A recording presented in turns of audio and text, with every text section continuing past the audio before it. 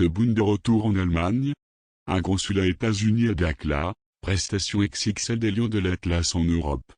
L'annonce vient de tomber, Abdelmajid Tebboune, président algérien, est de retour en Allemagne afin de suivre son traitement dû à la Covid-19.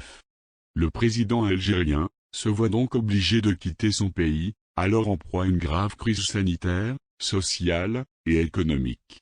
En effet, il aurait eu des complications au pied suite au Covid-19 dont il est guéri, mais garde des séquelles. À noter que sa dernière absence, qui avait duré 2 mois, avait engendré un retard de gestion des différents dossiers régionaux, notamment sur la reconnaissance des États-Unis, de la marocanité du Sahara.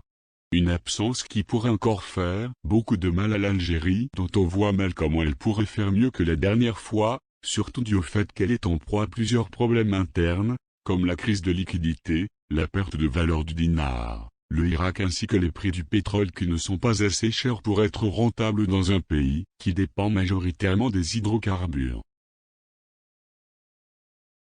Ensuite, ce dimanche 9 janvier, un consulat américain devrait être inauguré à Dakhla, ville marocaine située au Sahara, en présence du chef de la diplomatie marocaine, Nasser Bourita. L'ouverture de ce consulat vient appuyer la décision des États-Unis de reconnaître le Sahara comme partie intégrante pleine et entière du Royaume du Maroc. Annonce qui avait été faite par Donald Trump sur Twitter, où il citait que le Maroc avait été le premier pays à reconnaître l'indépendance des États-Unis en 1777, et qu'il était donc normal de reconnaître le Sahara comme partie intégrante du Maroc. Quelques minutes après, ils annonçaient les accords de normalisation entre Israël et le Maroc, deux grands alliés des États-Unis d'Amérique. Cette reconnaissance du Sahara marocain par les États-Unis devrait être accompagnée d'investissements des États-Unis, notamment dans la ville de Dakhla. À noter que l'OTAN ainsi que la CIA ont décidé à leur tour de changer leur carte en affichant le Maroc entier.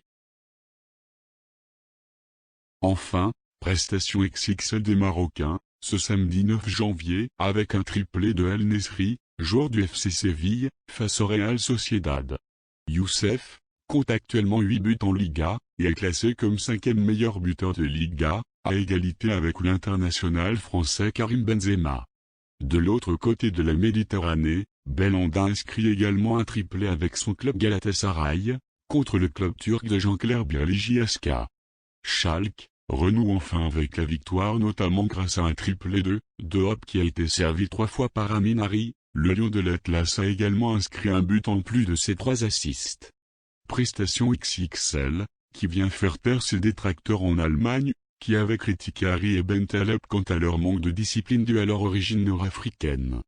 Enfin, but de Youssef El Arabi, qui offre la victoire à son club Olympiakos face au club Panathinaikos. Merci à vous d'avoir suivi Aloten 24. N'hésitez pas à lâcher un like, à vous abonner et à activer la cloche de notification.